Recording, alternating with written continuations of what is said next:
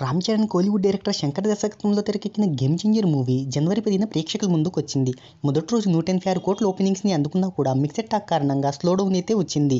ఇక ఈ చిత్రం 12వ రోజు కలెక్షన్లను తెలుసుకోబోయే ముందు ఒక చిన్న రిక్వెస్ట్, మన ఛానల్లోని వీడియోస్ చూసి నచ్చితే సబ్స్క్రైబ్ చేసి లైక్ కొట్టి షేర్ చేయండి.